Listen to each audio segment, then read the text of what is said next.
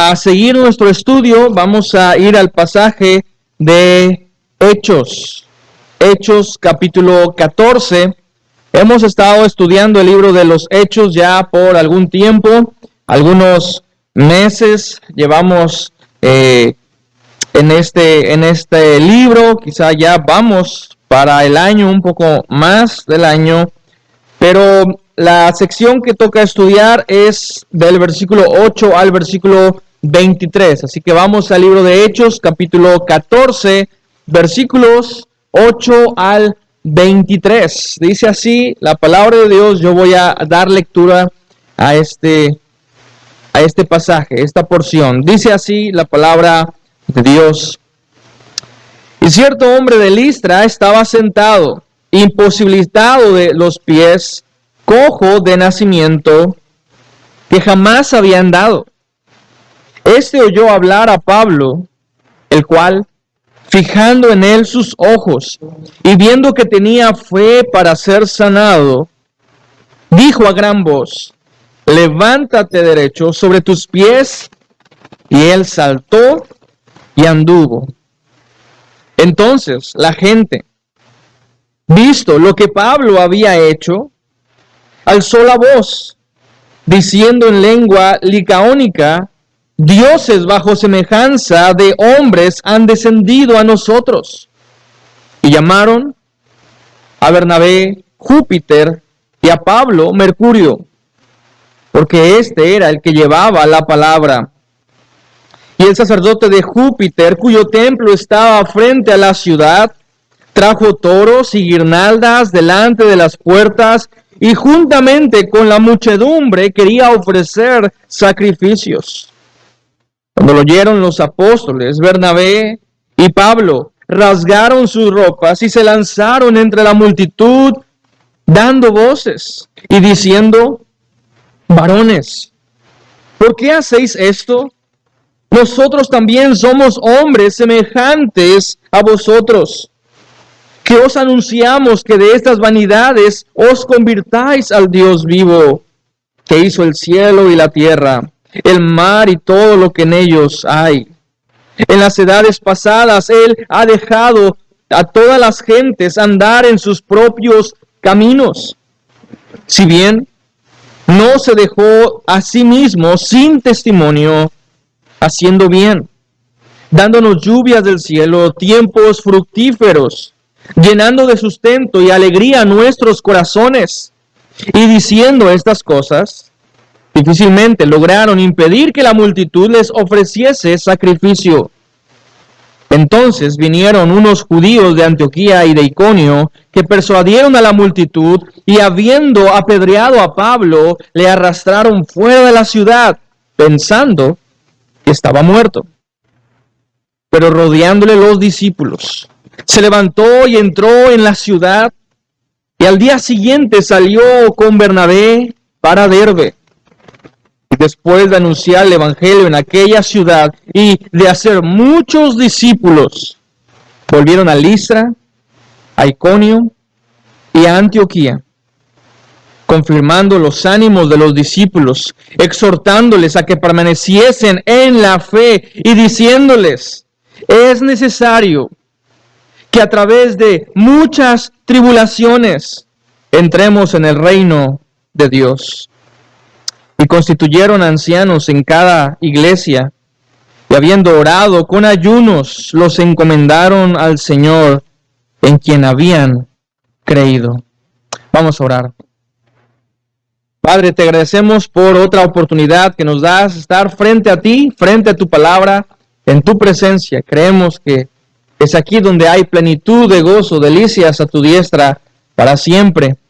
Y permítenos, Dios, tomar este tiempo con mucha reverencia, con una actitud, Dios, de expectativa, sabiendo que tú quieres llenar nuestras manos, tú quieres llenar nuestro corazón, llenar nuestra mente.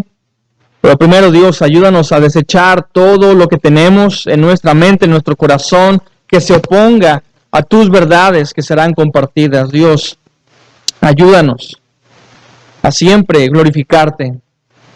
Aun cuando Vivimos en un mundo lleno de ocupaciones, de preocupaciones, de afanes. Dios, permítenos ensalzar tu nombre, tu palabra y la predicación de ella. Gracias te damos por la comunión entre hermanos. Gracias por este tiempo que nos permites como iglesia de estar reunidos y escuchar tu palabra. Te pedimos que nos ayudes y oramos en Cristo Jesús, nuestro Salvador. Amén.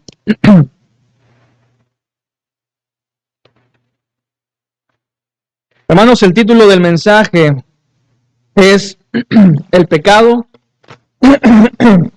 disculpen, el pecado de la idolatría, el pecado de la idolatría.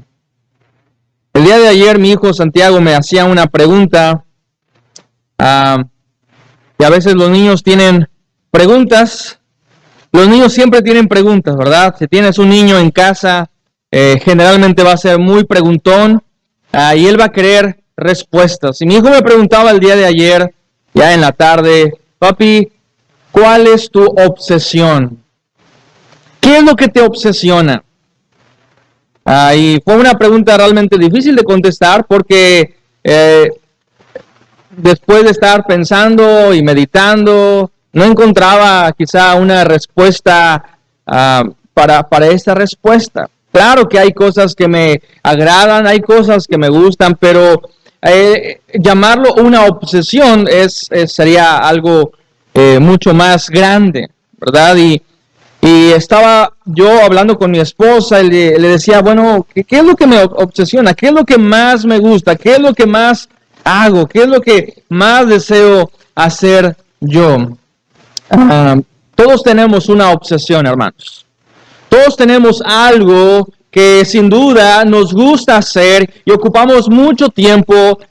Quizás no lo llamaríamos una obsesión, pero algo que hacemos continuamente.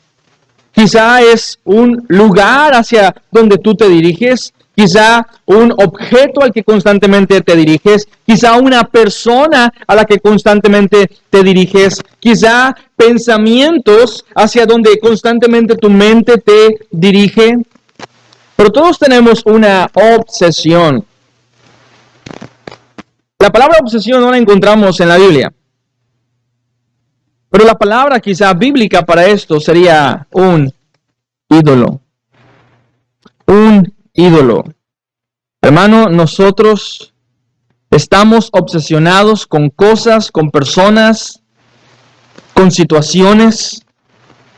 Y la Biblia dice que cuando nos obsesionamos, cuando buscamos estas cosas por encima de Dios, entonces se vuelve un ídolo. Ahora, para terminar esta historia, ¿verdad? Le pedí ayuda a mi esposa y pues realmente no encontraba qué me obsesionaba, porque sí me gustan los deportes, pero no soy muy fanático de los deportes. Me gusta ver películas, pero no soy muy fanático a ver muchas películas o muchas series. Y entonces Santi dijo algo que recuerdo. Él me dijo, papi, yo te veo mucho estudiar la Biblia. Ahora, antes que pienses que esto es algo bueno leer la Biblia, sin duda, pero el problema es que muchas veces podríamos incluso idolatrar una posición. Podríamos, hermano. Y de hecho, si soy sincero contigo, muchas veces ha sido mi problema. Que sí, podríamos estar pasando mucho tiempo estudiando la Biblia para preparar un mensaje, para preparar un sermón, pero incluso podría estar yo idolatrando. Podría estar obsesionado con el desempeño que pudiera tener en este púlpito. Podría estar haciendo algo que es bueno y estarlo haciendo con una actitud mala. Entonces, eso que inicialmente era bueno se vuelve algo malo, algo dañino, algo perjudicial. Y muchos teólogos están de acuerdo con esto. Que un ídolo no es necesariamente algo malo. Un ídolo podría llegar a ser algo bueno, pero si lo pones en el lugar de Dios, entonces eso se convierte en un ídolo. entonces eso se vuelve en un Dios funcional, en un Dios falso. Y me he tenido que arrepentir muchas veces de haber estado estudiando la palabra de Dios solo para buscar la aprobación de las personas que escuchan. Porque incluso el ministerio podría volverse un ídolo. Incluso un momento tan sublime y tan especial que Dios puede usar, puede convertirse de parte del pastor o del predicador como un momento donde quiere demostrar lo inteligente que es, lo sabio que es, lo profundo que pudieran ser sus enseñanzas, y entonces no está Dios recibiendo la gloria, sino es el pastor. Es el predicador el que recibe la gloria.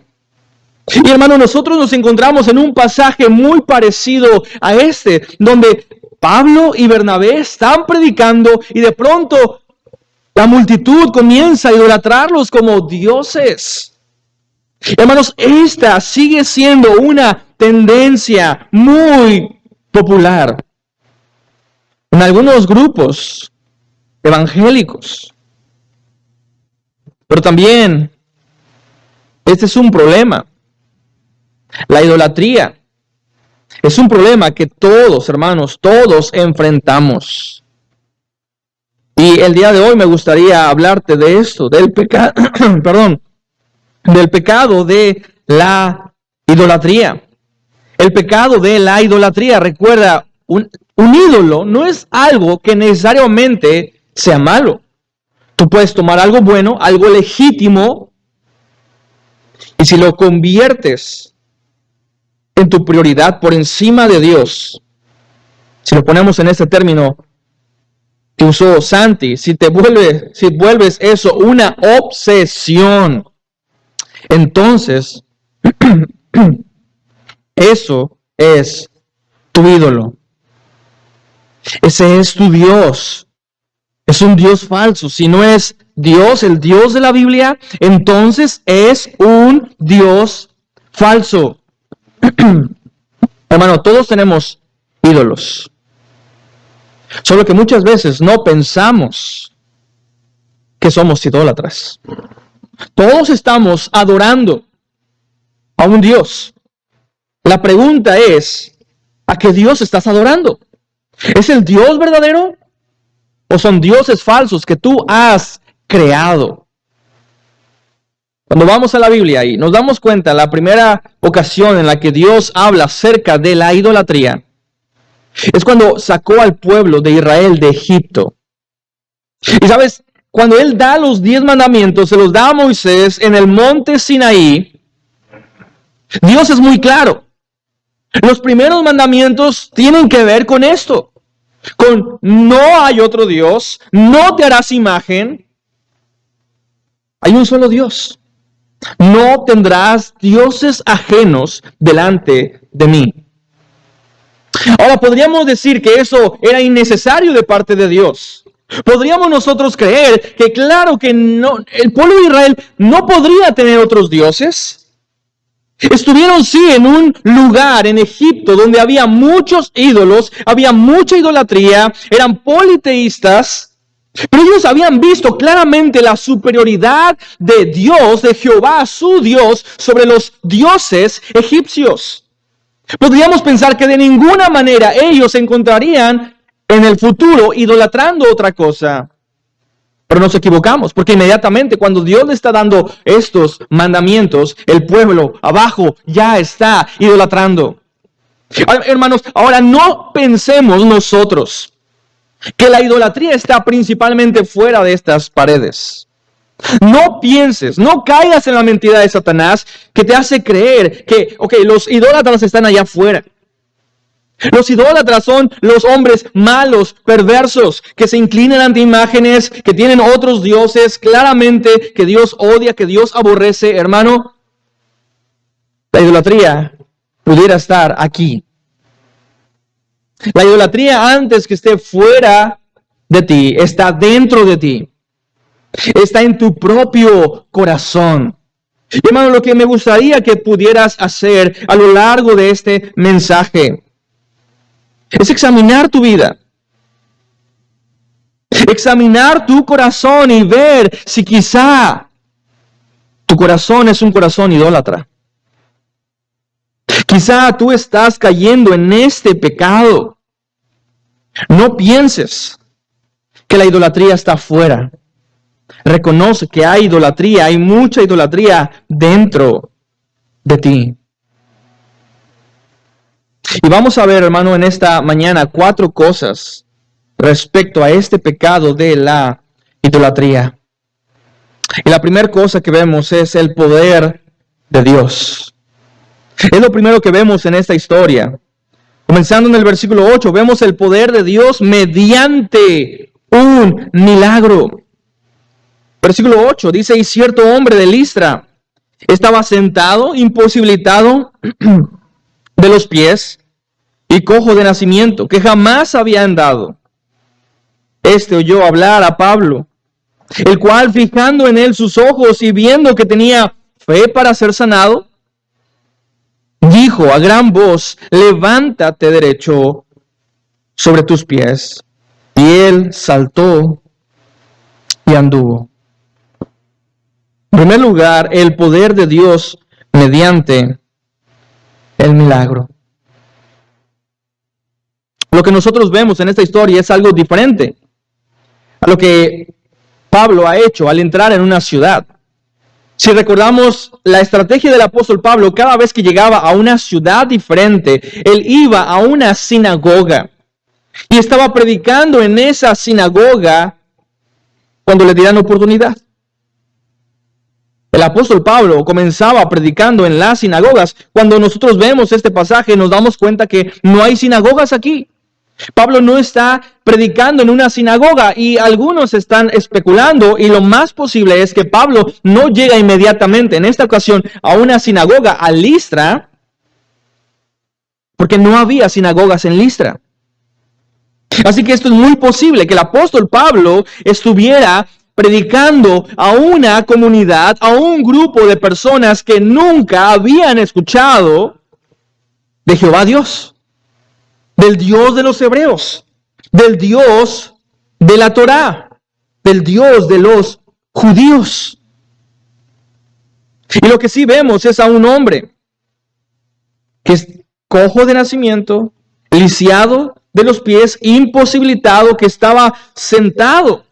Y dice Lucas, el del versículo 8, la última parte, y jamás había andado, jamás había caminado. Ahora quiero que recuerdes que todos estos milagros registrados están comprobados. Porque Lucas fue un médico. Y Lucas también hizo el papel de un historiador que fue indagando. Así que Lucas es muy preciso, tanto como historiador como médico, de que este hombre había tenido un problema de salud.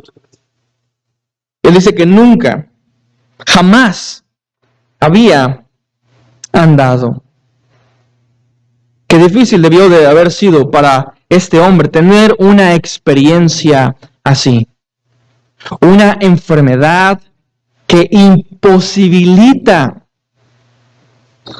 moverse como cualquier otra persona. En la Biblia encontramos a muchos hombres que estuvieron sufriendo. De hecho, esto es algo muy normal, aún en nuestro mundo, en nuestros días. Por más que hay tecnología, descubrimientos y medicamentos, sigue habiendo personas enfermas. ¿Cuál es la causa de la enfermedad?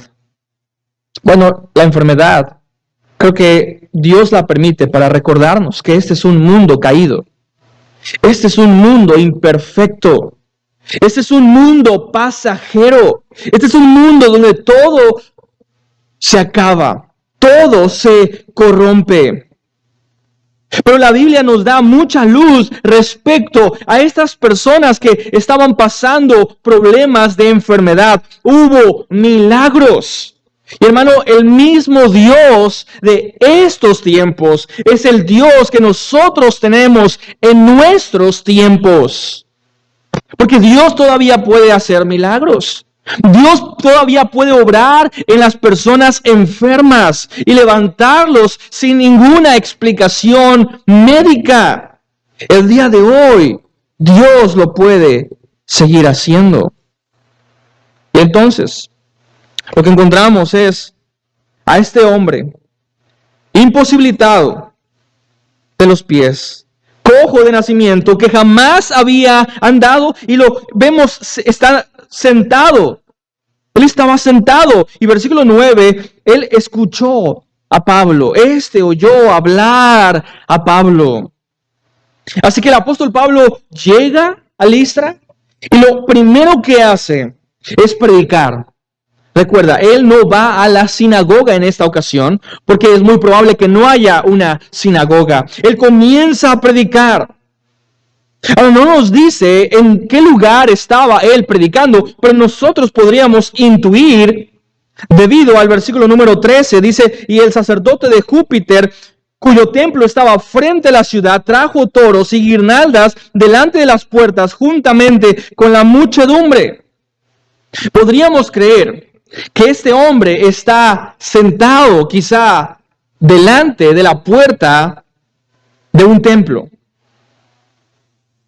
Y lo podríamos nosotros intuir, porque claro que las personas enfermas de alguna manera buscan refugio, buscan un tipo de sanidad, un tipo de mejoría física en lugares religiosos.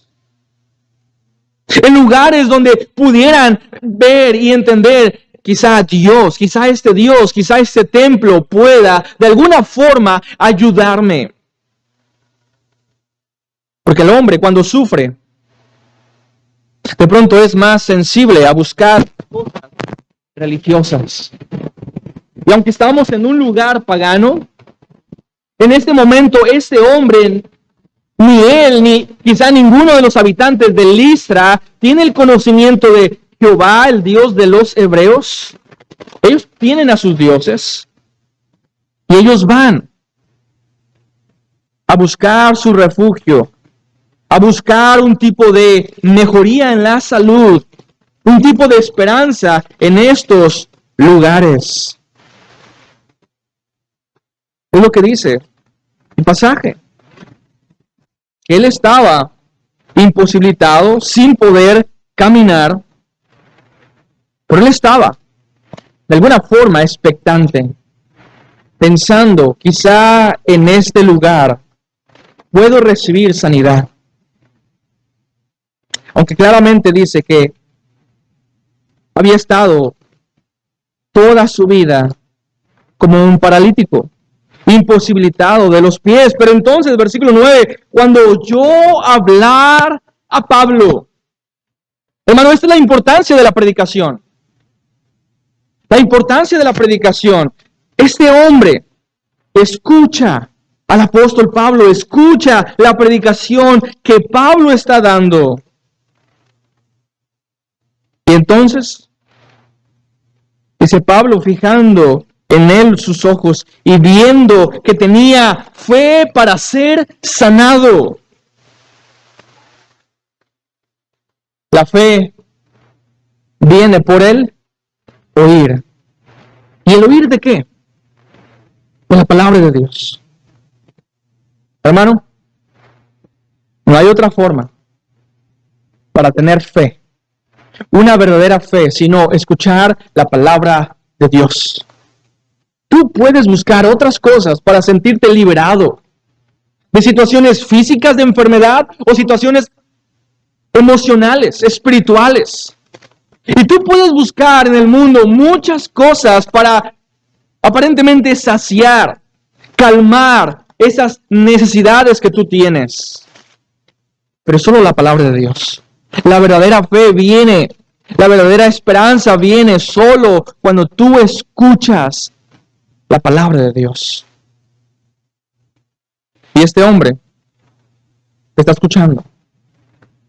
Ahora, hay algo interesante aquí, y el pasaje dice que fue Pablo el que vio que este hombre tenía fe.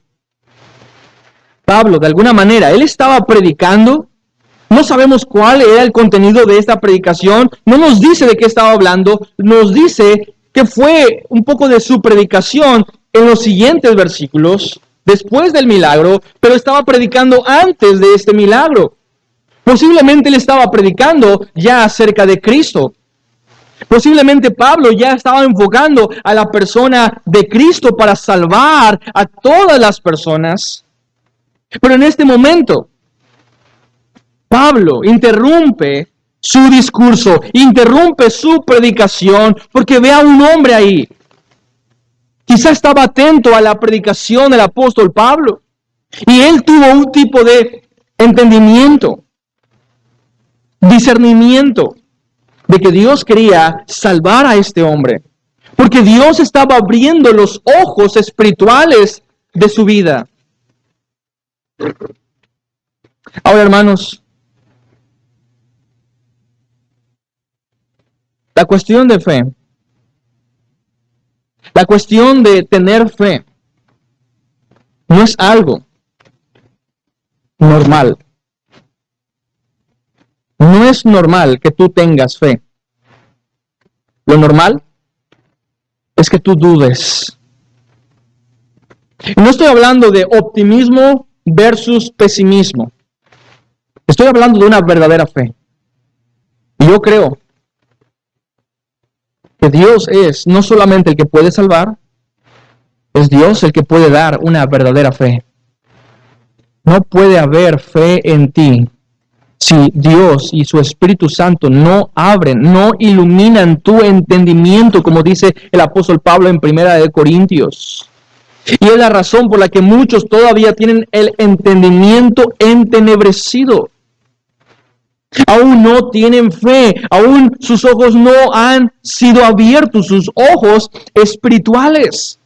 Así que sí, Dios quiere salvar a este hombre, pero Dios le da a este hombre la fe para creer. Y Dios le dice a Pablo que este hombre puede ser sanado. Y Pablo de pronto tiene este discernimiento, él ve a este hombre y él fijó sus ojos en ese hombre, viendo que tenía fe para ser sanado. Versículo 10, y dijo a gran voz, levántate derecho sobre tus pies. Y él saltó y anduvo. ¿Cuánta fe se necesita para pedirle a un hombre que nunca ha dado un paso en su vida que se levante?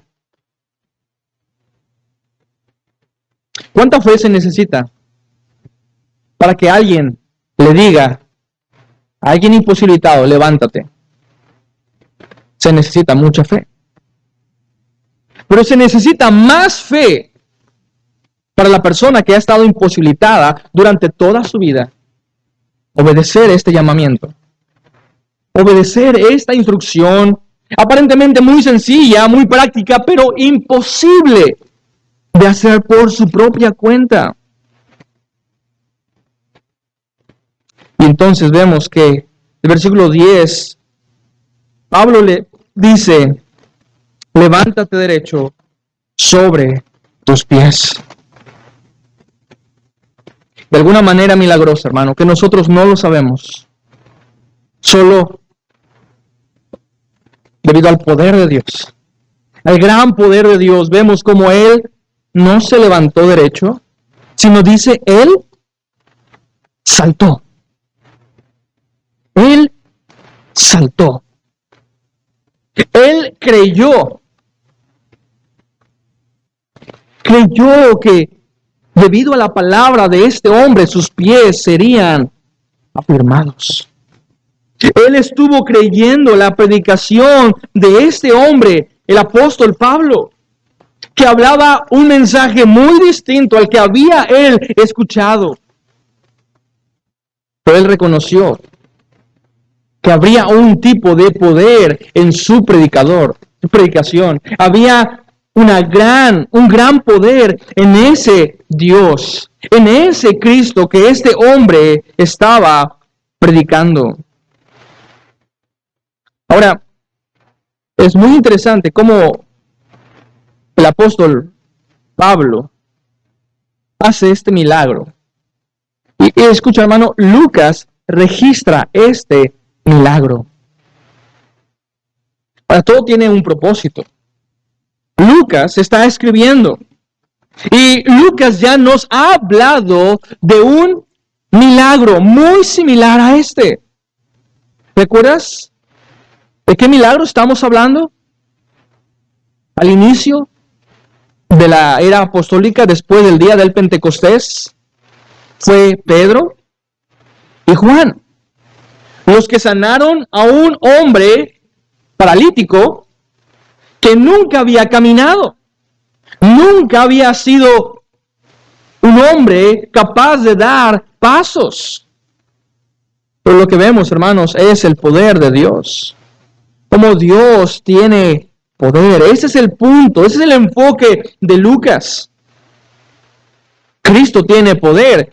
En ambos casos, en ambos registros, tanto Pablo como Pedro, en Hechos capítulo 3, ellos miraron al hombre paralítico.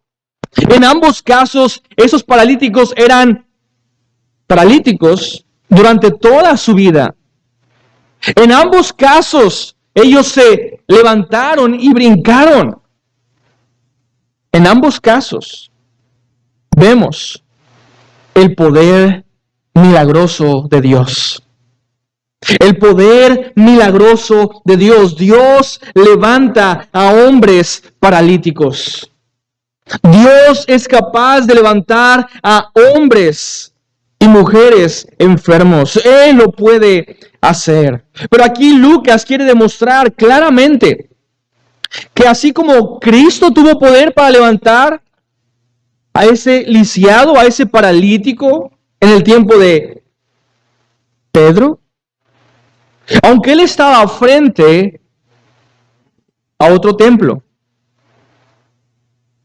Esto es interesante, porque ese hombre al que Pedro sanó estaba frente al templo ¿de qué? De Jerusalén. Era el templo de Jerusalén. Y Dios hace este milagro. Dios recuerda a su pueblo que Él es poderoso. Pero recuerda, ¿en nombre de quién hace este milagro? En nombre de Cristo.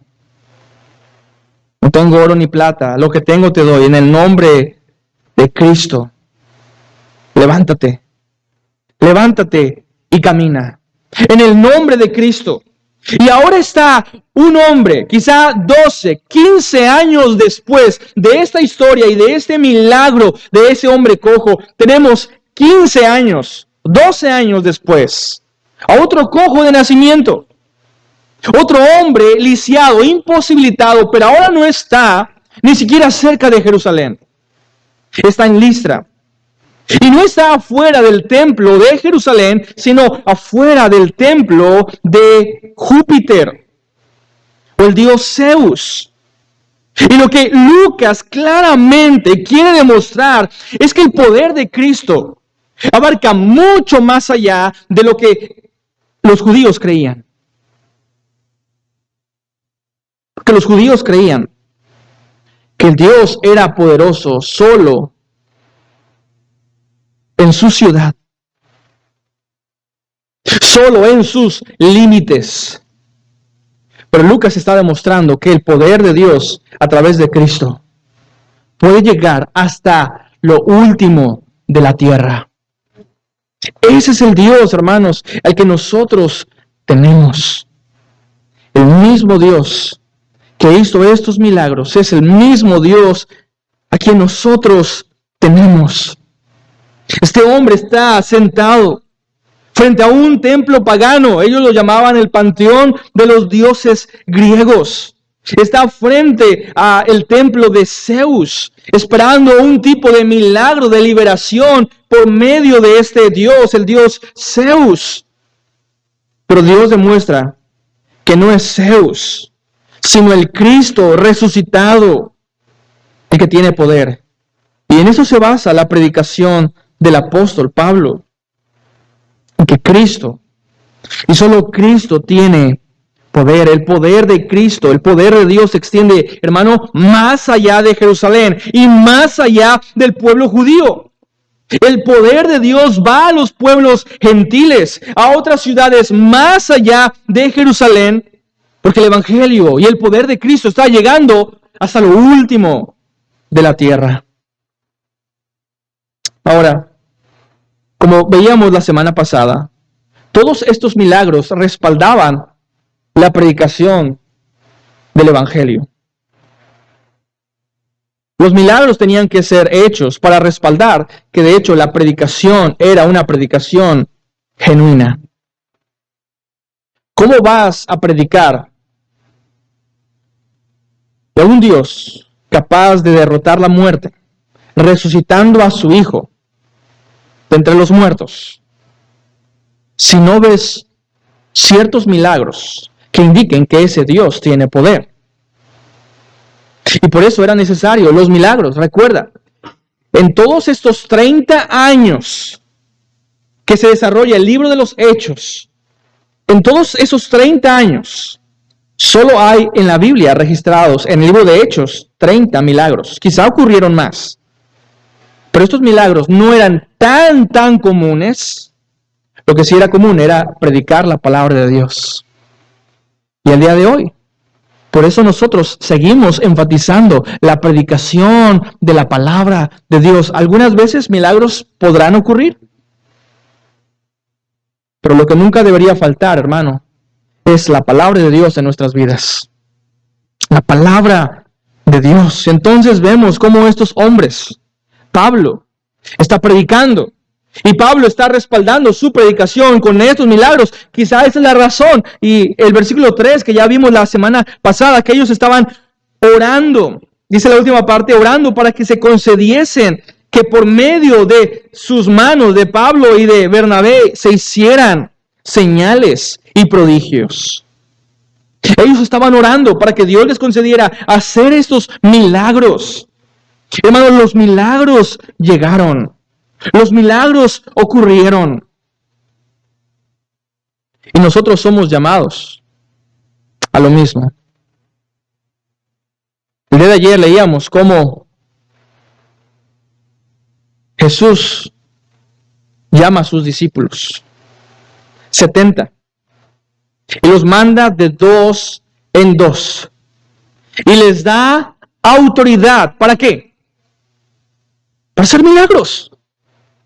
Para sanar enfermos, para echar fuera demonios. Ahora, ¿podríamos tener un abuso de estas licencias que Cristo claramente dio? Pero sabes, Dios todavía puede hacer cosas milagrosas el día de hoy. Todavía Dios lo puede hacer. Pero muchas veces nosotros callamos. Muchas veces nosotros somos incrédulos al poder que claramente Dios quiere otorgar. Vemos cómo estos hombres están haciendo milagros y están predicando.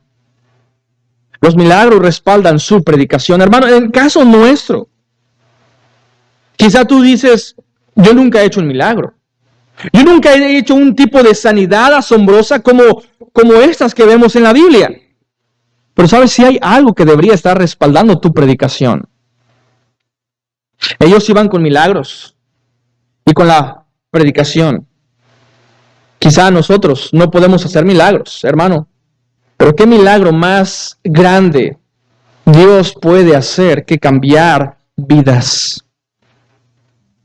Y cuando nosotros predicamos, hermano, no solo predicamos, sino que tenemos que respaldar nuestra predicación con el mayor milagro que nosotros tenemos, que es una vida transformada, una vida cambiada. Ahora, por desgracia, esto muchas veces no ocurre. Y quizá la razón por la que las personas en tu entorno aún no creen es porque ni siquiera les estás dando un testimonio de una persona que ha sido cambiada.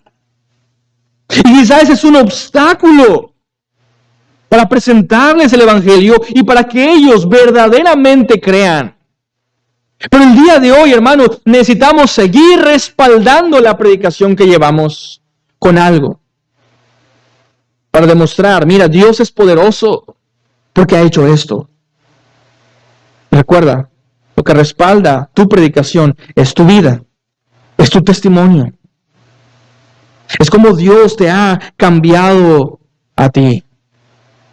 Así que vemos en este momento un acto milagroso de Dios. Dios está demostrando que a través de Cristo el poder está llegando, su poder. No solo el Evangelio, pero los milagros están llevando más allá de Jerusalén. Porque el enfoque es hasta lo último de la tierra. Pero en segundo lugar también vemos el pecado de la idolatría. El pecado de la idolatría. Y a partir del versículo 11 vemos cómo a través de este milagro, dice el verso 11, entonces la gente, visto lo que Pablo había hecho, alzó la voz, diciendo en lengua licaónica, dioses bajo semejanza de hombres han descendido a nosotros. Y a Bernabé llamaron Júpiter y a Pablo Mercurio, porque este era el que llevaba la palabra de Dios. Y el sacerdote de Júpiter, cuyo templo estaba frente a la ciudad, trajo toros y guirnaldas, y delante de las puertas y juntamente con la muchedumbre querían ofrecer sacrificios. Ahora, hermano, este es un claro ejemplo de cómo puedes estar haciendo algo bueno, como un milagro,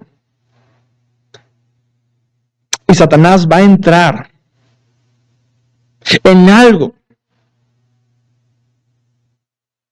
que podría ser bueno y lo va a pervertir para que aumente la incredulidad. Satanás se entromete en todo. Un milagro que debería traer como propósito dar gloria a Dios está resultando en idolatría a dioses paganos.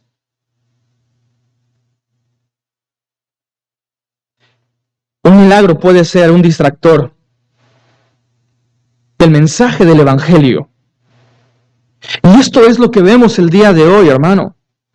El día de hoy vemos por eso muchas campañas de sanidades, de milagros, de supuestos avivamientos, donde personas están allí, entretenidas, estratégicamente, con un show,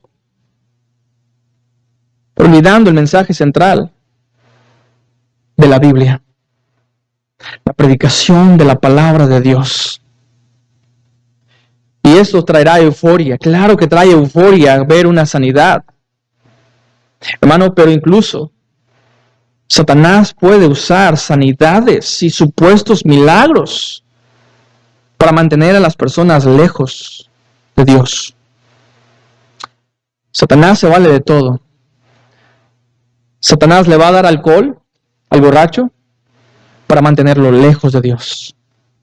Satanás le va a dar mujeres al hombre mujeriego para mantenerlos lejos de Dios. Satanás va a darle vicios a la persona viciosa para alejarlo de Dios. Satanás puede darles milagros a las personas que solo están buscando milagros y quieren milagros para mantenerlos lejos de Dios. Satanás puede darle una religiosidad al hombre religioso. Si con tal de esto la persona va lejos de Dios, se aleja de Cristo, Satanás va a darle al hombre lo que quiere buscar para mantenerlo lejos de Cristo, lejos de Dios. Y es algo muy triste.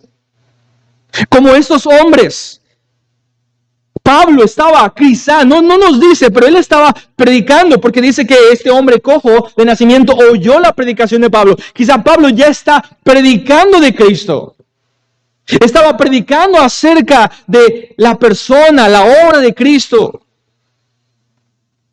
Y debido a este milagro, las personas o no han escuchado o no han entendido verdaderamente la predicación del apóstol Pablo. No entienden. Porque mientras Pablo está enfocando la persona de Cristo, ocurre este milagro y las personas, los habitantes de Listra, lejos de darle gloria a Cristo y a Dios, comienzan a dar gloria a sus ídolos. Hermano, y esto es lo que sucede a menudo aquí en la iglesia. ¿Recuerda lo que dije al principio? Todos tenemos ídolos. No creas que tú no tienes ídolos. Todos tenemos ídolos. La gran pregunta es, ¿quién es tu Dios? ¿Quién es tu Dios? Hermano, nos reunimos. Sí, pretendemos adorar a Dios. Pero muchas veces somos como estos hombres de Listra, reunidos, escuchando la predicación de Pablo, escuchando acerca de ese Cristo que tiene poder.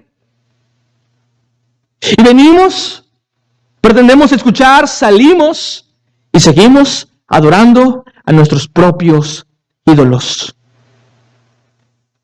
Lo seguimos haciendo. ¿Por qué? Porque no escuchamos bien.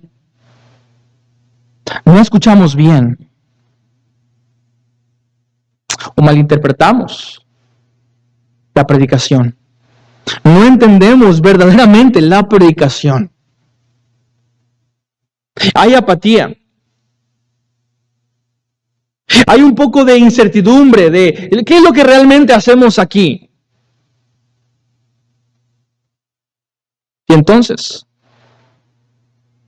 no somos llenos de Cristo. No somos llenos de la palabra. Por esa razón volvemos y seguimos idolatrando los mismos dioses, los mismos ídolos que ha habido en nuestro corazón. Han escuchado ya el nombre de Cristo, pero tan pronto olvidan a Cristo cuando este milagro ocurre.